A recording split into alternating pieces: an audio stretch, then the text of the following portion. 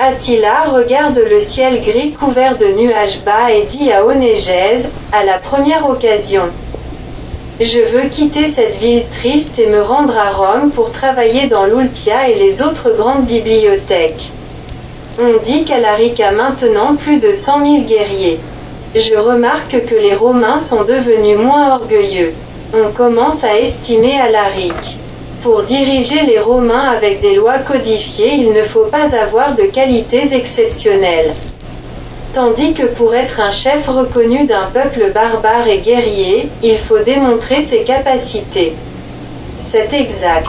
De toute façon, après mon retour en Eunie, je visiterai toutes les tribus du Danube à la mer Aral, ainsi que les tribus vassales de la mer Noire à la mer Baltique.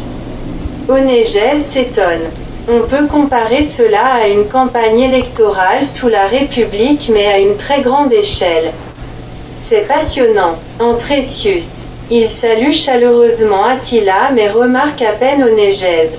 Attila commence à questionner son ami bien informé. Comment vont les négociations avec Alaric?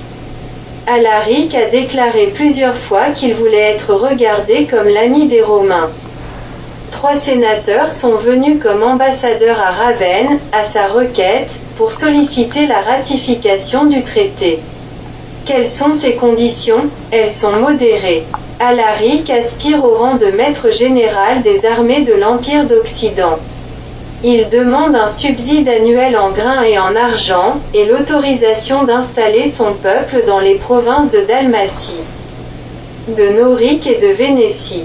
Un sourcil relevé, Attila réfléchit. Je suis franchement étonné qu'Alaric choisisse ces provinces frontalières car les Visigoths ont toujours eu peur des Huns. En fait, ils ne sont que nos vassaux en fuite comme les anciens sujets de la famille royale d'Amal. D'autre part, il sera le maître des voies de communication entre l'Italie et le Danube, l'Occident et l'Orient. Alaric semble disposé, au cas où ses demandes seraient rejetées, à renoncer aux subsides pécuniaires, et à se contenter même de la possession de la Norique. Mais c'est une province complètement dévastée, continuellement exposée aux incursions des Germains, s'étonne Attila. Peut-être veut-il devenir le deuxième Stylicone, réfléchit Essius à haute voix. Mais je ne crois pas qu'après avoir éliminé un Stylicone, l'empereur et ses conseillers en accepteront un deuxième. Ce qui doit expliquer la modestie étrange d'Alaric. Que peuvent faire les Romains dans ces circonstances?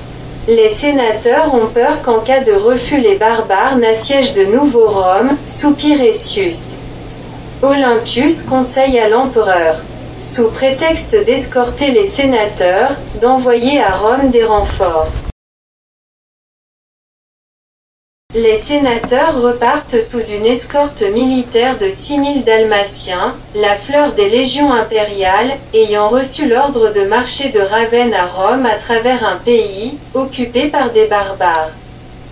Le roi des Goths apprend avec indignation ce geste d'hostilité. Les légionnaires sont bientôt encerclés et massacrés par ces troupes.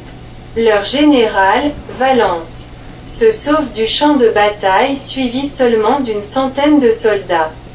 Alaric accuse un ambassadeur rescapé de violation du droit et des coutumes diplomatiques. Ce sénateur se voit réduit à racheter sa liberté au prix de 30 000 pièces d'or. Les habitants de Rome sont inquiets des conséquences de ce grave incident pour eux. Ils se sentent maintenant les otages d'Alaric. Une grande nervosité règne à la cour de Galla Placidia. Attilius parle de nouveau avec Lucia. Penses-tu que notre princesse soit particulièrement menacée? Sans aucun doute, s'exclame la jeune fille. Mais pourquoi? Insiste Attilius. Je ne cesse de m'étonner de ta naïveté.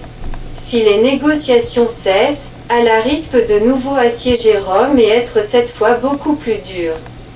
Mais nous avons assez de vivres dans les sous-sols du palais. Lucia jette sur Attilius un regard ironique. Ce n'est pas la disette qui est le plus dangereux pour nous.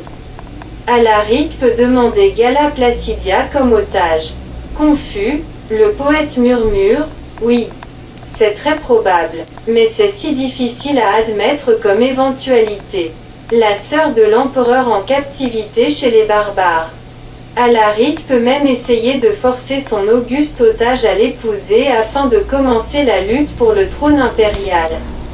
Attilius réalise enfin tout le danger de leur situation. Quelle horreur! Que Dieu protège notre princesse. Heureusement, Alaric renouvelle ses propositions de paix et la seconde ambassade du Sénat romain, soutenue et relevée par la présence du pape Innocent, part pour Ravenne. On profite de cette occasion pour évacuer Galla Placidia de Rome, qui a montré sa vulnérabilité, à Ravenne. L'ambassade évite les dangers de la route grâce à la protection d'un détachement de l'armée des barbares. La délégation du Sénat et Galla Placidia conseille à Honorius d'accepter les conditions d'Alaric et d'envoyer les Goths en Gaule le plus rapidement possible. Olympius est résolument contre et passe tout son temps en prière en espérant que Dieu éveillera le courage des Romains. Honorius hésite, les négociations piétinent mais continuent.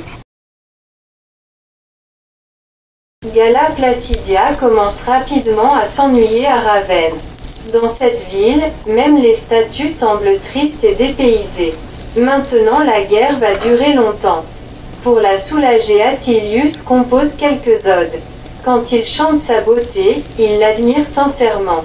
Ovide disait que toutes les femmes peuvent être prises. Il suffit seulement de savoir tendre les filets. Pourtant, comme Alaric qui n'attaque pas l'imprenable Ravenne, Attilius préfère ne pas risquer. Il se souvient des propos de Lucia. Le mariage de la princesse est une affaire d'État. La lutte pour sa main sera sans merci. Attilius ne croit pas qu'il puisse être un jour auguste et gouverner avec Honorius l'Empire, et il n'oublie pas l'assassinat d'Alobich qui a été très probablement une des victimes de cette lutte pour la main de la princesse. Attilius participe aux dîners et soirées organisées par Placidia qui sont toujours accompagnés par ses déclamations poétiques appréciées par les invités. Pendant les dîners, on s'installe autour d'une table ronde sur un lit en forme de demi-cercle. La place de Galla Placidia est à l'extrémité droite. Son invité le plus honoré occupe l'extrémité gauche et les autres convives sont placés par ordre de préséance à sa suite. C'est pourquoi chaque fois qu'Attilius est invité à dîner avec la princesse, il est placé sur un lit de table à sa droite et tout près d'elle comme étant le convive le plus jeune et le moins honoré. Parfois la princesse le touche du coude et alors le jeune Gaulois sent monter un courant de chaleur dans son cerveau, puis se diffuser lentement dans tout son corps. Parfois il rougit légèrement et se calme en buvant quelques gouttes du vin de Falerne. Mais la princesse ne remarque rien et Attilius jure chaque fois qu'il ne prêtera plus aucune attention à ses attouchements involontaires. Galla Placidia commence à inviter souvent le général Constance qui l'amuse par ses manières affables et enjouées. Attilius admire la force et le grand air de majesté de ce général et sa capacité d'animer les conversations en restant jovial et optimiste malgré toutes les circonstances, restant toujours à son aise. Dans la joie du festin, Constance ne dédaigne pas de jouer avec les pantomimes qu'il sait bien imiter. Ainsi il amuse même Honorius, d'habitude grave et triste, qui assiste parfois au dîner de sa sœur et rit comme un enfant des récits mimés de Constance avec tous les autres invités, en riant, lui aussi, de bon cœur. Attilius se souvient souvent des observations d'Ovide sur l'art d'amour, quand le cœur est joyeux. Il s'ouvre de lui-même, alors la caressante Vénus s'y glisse adroitement.